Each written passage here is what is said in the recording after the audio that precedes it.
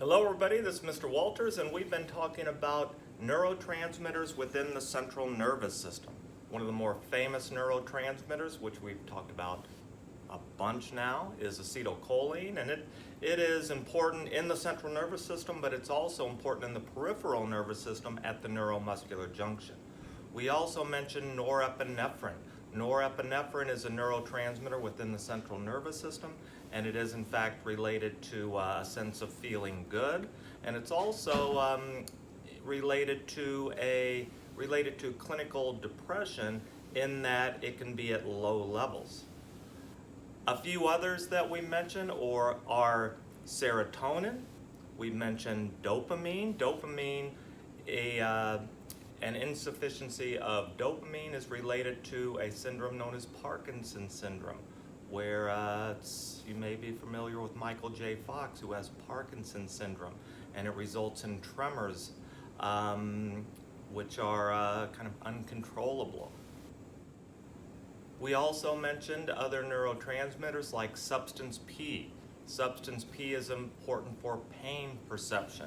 We mentioned enkephalins and endorphins. These inhibit substance P. You have probably heard about people in traumatic situations, maybe in battle or a bad accident, where people are injured severely, but they don't recall feeling pain at the moment or for even feeling pain up until about 2 hours after that accident has happened. So this is the body's defense mechanism. So severe injury happens. The person will release endorphins and enkephalins that will deaden the pain so that people can worry about getting out of that dangerous situation. What we're going to look at now are how this is a really good animated neuroscience here. And it gives a really good description, visual description, yet again, of nerve cells and how they work. But then it's going to progress into how drugs affect the central nervous system. Now we're talking about illegal drugs and how they affect the central nervous system. So this is really, again, a really good review, and it's also a good application of what we've been discussing here over the last few videos. So let's get to it.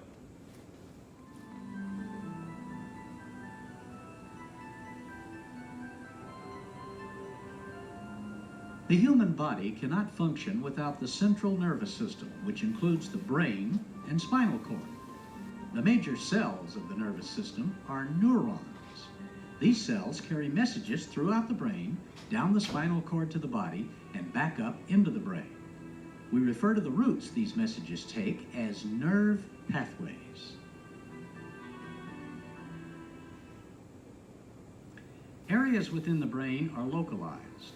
That is, they are important for specific functions. For example, two areas of the cerebral cortex are the sensory and motor cortex. If you slam a door on your finger, nerve impulses travel along pathways from your finger to your spinal cord and then up to your sensory cortex, which interprets the information as pain. Nearby, the motor cortex sends impulses down along pathways to help you respond to the pain, perhaps by shaking your hand. All this takes just a few seconds. Pathways are important to more than just sensation and movement. Pathways crucial to how we think, learn, and remember connect several parts of the brain to the hippocampus, which lies underneath the cortex.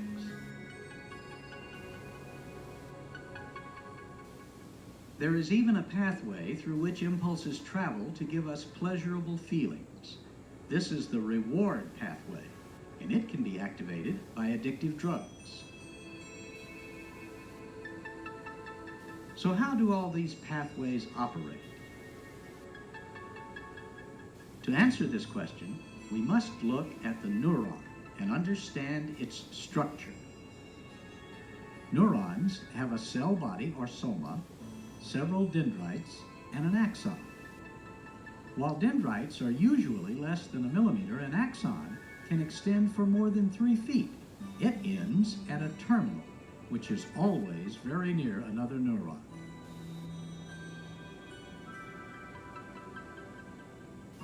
What happens at the neuron is this. An electrical impulse generated in the soma then travels down to the axon terminal. After a short delay, a new electrical impulse is formed within the neuron next door. How is this impulse formed? Where did it come from? What happens during the delay between the arrival of one impulse at the axon terminal and the formation of another impulse at the neighboring cell body?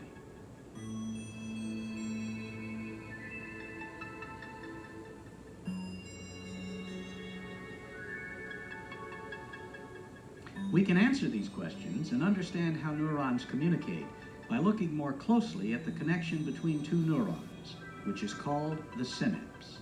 Actually, the synapse includes the space between two neurons, the axon terminal of the neuron that sends a signal, and the membrane of the cell that receives it, either the dendrites or soma. It is here, at the synapse, where the communication of the nervous system really happens. Synapses convert the electrical signals within cells to chemical signals that carry messages between them. If we look inside the terminal, there are small sacs or vesicles that contain chemicals called neurotransmitters. For this example, we'll focus on acetylcholine, one of the major neurotransmitters in the brain. When an electrical impulse arrives at the terminal, it signals the vesicles to move toward the terminal's membrane.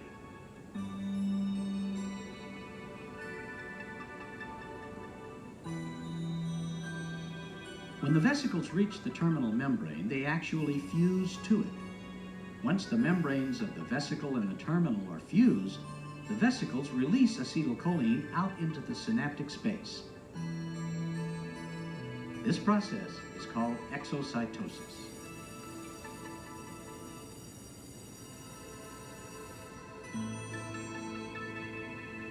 If you look at the terminal from below, you can see the acetylcholine being released from the vesicles into the space underneath the terminal.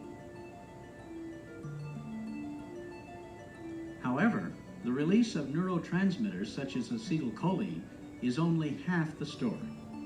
Once a neurotransmitter is released, it needs to do something. Let's view this sequence of events once more. An electrical impulse moves down the axon toward the terminal. It signals the vesicles to release acetylcholine into the synaptic space. Now, once the acetylcholine is released from the nerve terminal, it binds to special proteins in the receiving cell called receptors. This binding of acetylcholine to its receptors causes a channel to open and sodium ions to move into the receiving cell. As these positive charges enter the cell, an electrical current flows across the membrane. When the neurotransmitter comes off the receptor, the channels close and the current is turned off.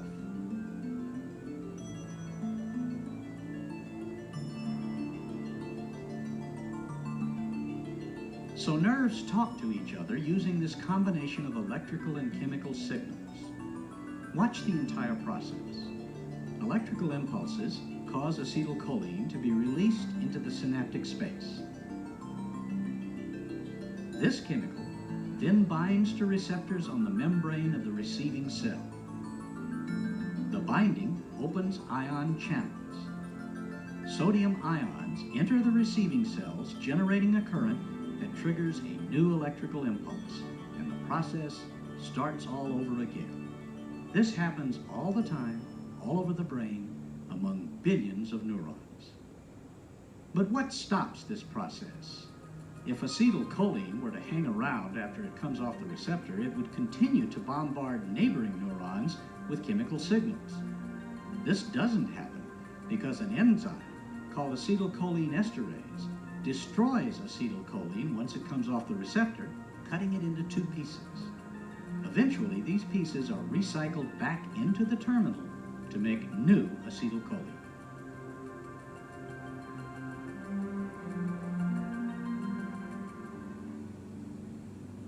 Acetylcholine is only one of many neurotransmitters in the brain.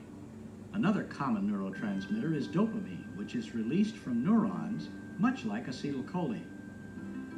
However, once dopamine binds to its receptor, very different things happen. As dopamine binds to the receptor recruits a neighboring protein inside the postsynaptic cell. This protein, a G protein, directs the production of a molecule called cyclic AMP. Cyclic AMP performs many functions inside the postsynaptic cell. Among these functions, you guessed it, it causes ion channels to open, producing currents across the membranes. When dopamine leaves its receptor, cyclic AMP production stops and the currents are turned off. So, like acetylcholine, dopamine generates membrane currents, but it acts more slowly because it works indirectly. Unlike acetylcholine, dopamine is not destroyed in the synaptic space after it leaves the receptor. Instead, it is taken up into the presynaptic terminal by a clever mechanism known as the uptake pump. Uptake pumps are proteins sitting on the terminals of dopamine neurons. These pumps transport dopamine molecules back inside the terminal, where they are repackaged into vesicles.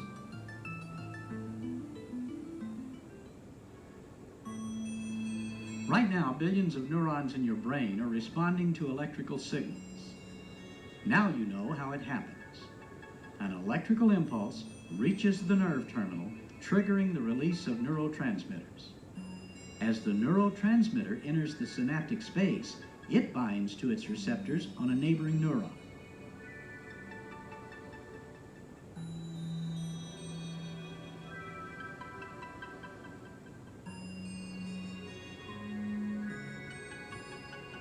This binding causes a current to spread across the membrane and a new electrical impulse to be formed within a cell.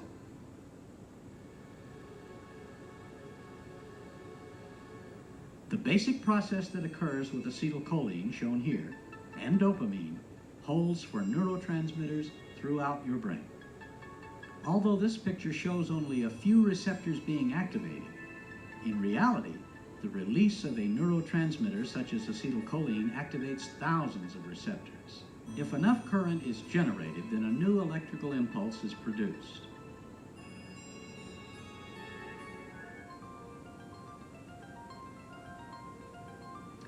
As we leave the microenvironment of the synapse, it becomes clear that there are numerous processes orchestrating the flow of electrical and chemical information between neurons.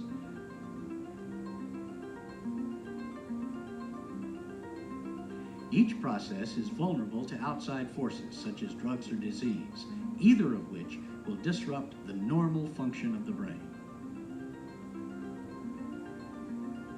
For the brain to work normally, billions of neurons continuously fire impulses in a coordinated way on command from their neighbors.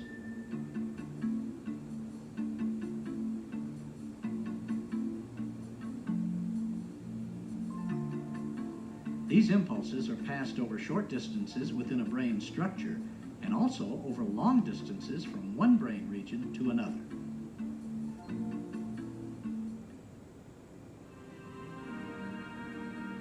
Thus, no brain structure is an island. Each region of the brain depends upon other regions to function. The brain is a delicately tuned instrument. The smallest disruption to the most insignificant process may ultimately change the way the whole brain works. Doctors and scientists take advantage of this interdependence to treat disorders afflicting the brain. As we learn more about the brain and how its parts work together, we are more able to solve the mysteries that remain.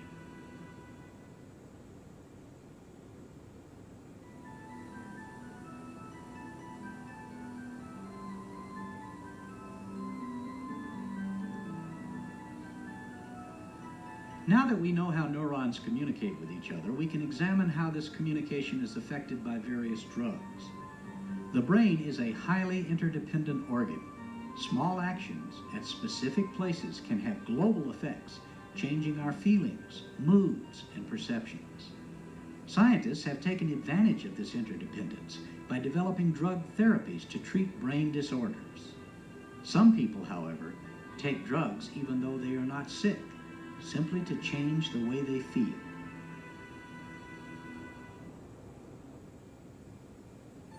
Many drugs, both therapeutic and abused, are natural substances derived from plants. Let's start with the tobacco plant. The active compound in the tobacco plant is nicotine. Somehow, the nicotine in tobacco smoke affects the brain to change the way one feels.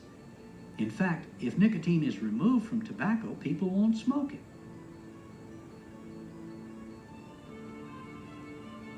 How does nicotine get from the tobacco into the brain? The real answer is through the bloodstream. When a cigarette is lit, the burning tobacco produces smoke, which is inhaled by the smoker. This smoke contains nicotine, which has become vaporized by the intense heat and released from the tobacco. With each drag of the cigarette, the nicotine travels along with the smoke into the lungs, where it easily diffuses into the blood vessels lining the lungs. These blood vessels then bring the nicotine to the heart. As the heart pumps, the nicotine is carried through the bloodstream directly to the brain. As they enter the brain, the blood vessels branch out into capillaries, carrying the nicotine within them. Normally, these capillaries carry nutrients to the neurons.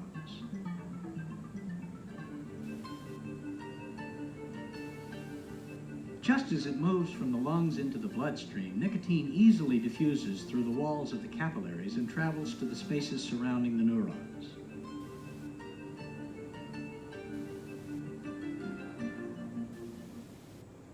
As you will recall, many neurons contain the neurotransmitter acetylcholine, which is released from the nerve terminals into the synaptic space. Acetylcholine binds to receptors on the other side of this space to open ion channels that generate a current across the membrane of the receiving cell.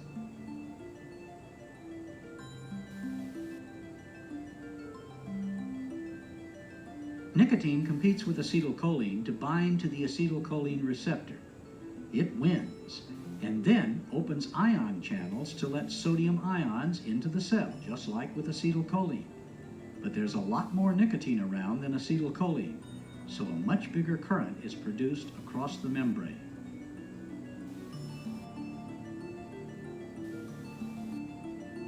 This bigger current causes increased electrical impulses to travel along certain neurons. With repeated smoking, the neurons adapt to this increased electrical activity, and the smoker becomes dependent upon the nicotine.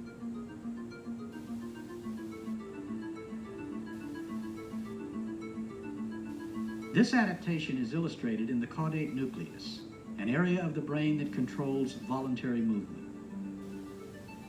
Without the nicotine, impulses aren't maintained at the levels they were previously.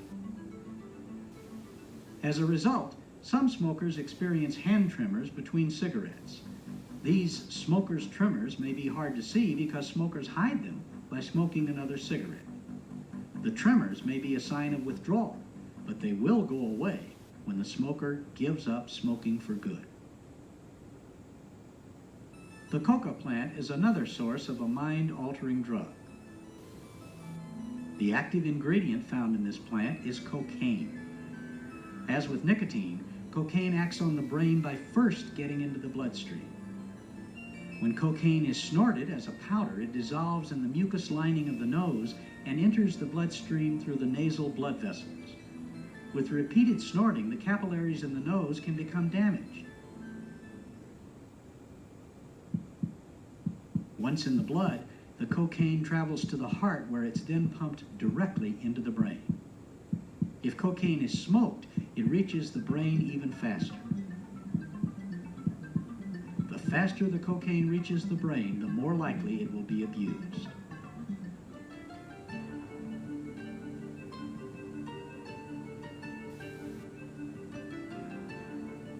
Like nicotine, cocaine diffuses easily through the blood capillaries in the brain to reach the neurons. However, once in the brain, cocaine works very differently from nicotine. It acts on the terminals of dopamine neurons. Let's review what happens at these terminals. Dopamine is released from vesicles into the synaptic space. Once dopamine binds to its receptor, it activates the coworker G protein to generate cyclic AMP.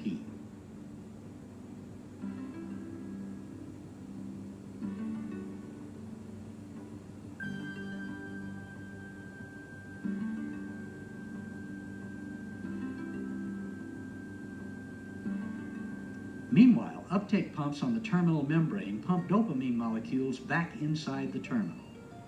This keeps the dopamine from accumulating in the synaptic space and prevents the dopamine receptors from being overactivated.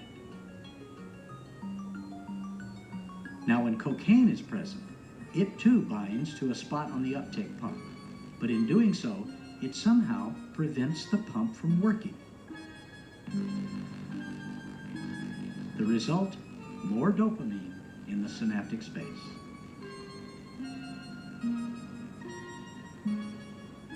With all the extra dopamine around, more dopamine receptors become activated. Eventually, more cyclic AMP is produced inside the postsynaptic cell, leading to larger membrane currents.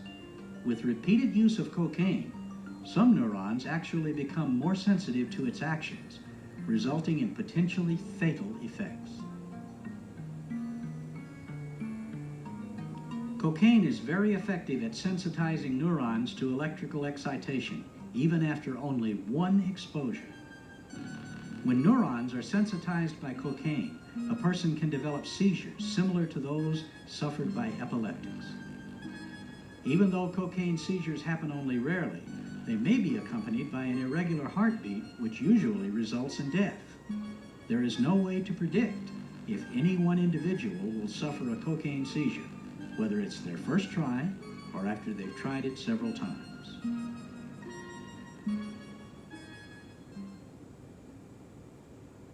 Other psychoactive agents are found in the marijuana or cannabis plant. The main active compound in marijuana is tetrahydrocannabinol, or THC, but there are actually several hundred active compounds.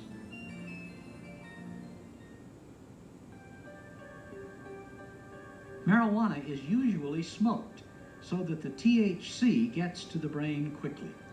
When the marijuana cigarette is lit, the burning cannabis releases THC into the smoke in the same way that burning tobacco releases nicotine.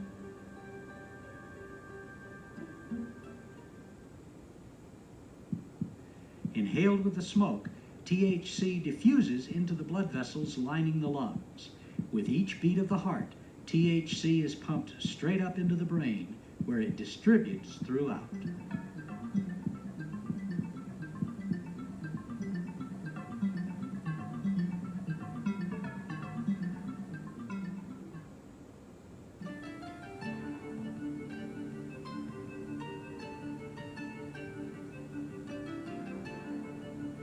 Like nicotine and cocaine, THC diffuses quickly out of the capillaries into the spaces surrounding neurons.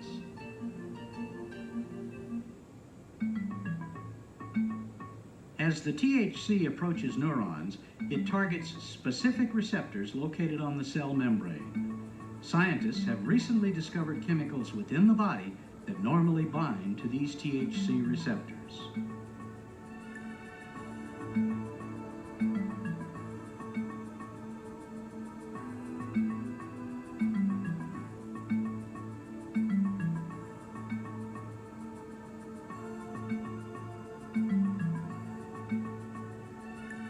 Like the dopamine receptor, the THC receptor also requires help from the G protein to perform its work. But in this case, when THC binds to its receptor, it signals the G protein to shut down the production of cyclic AMP. Without the proper amount of cyclic AMP, membrane currents cannot be generated. This disrupts normal brain function in those areas where the THC receptors are found.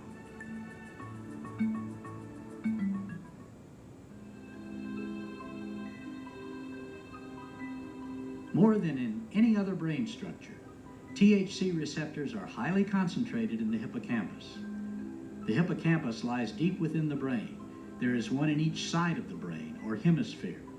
The hippocampus is a structure important in learning and memory. Because of THC's ability to disrupt the function of the hippocampus, many people find that marijuana use causes the loss of short-term memory. With repeated use of marijuana, learning becomes disrupted as well.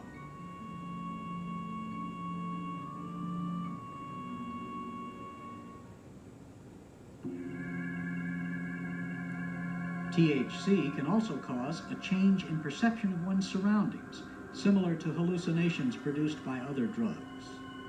Such changes in perception are produced by the actions of THC within the cerebral cortex.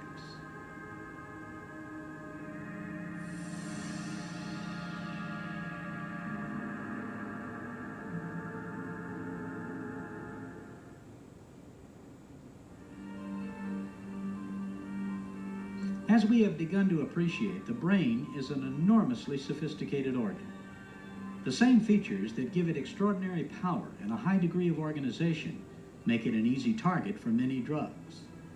Drugs can treat many diseases in the brain.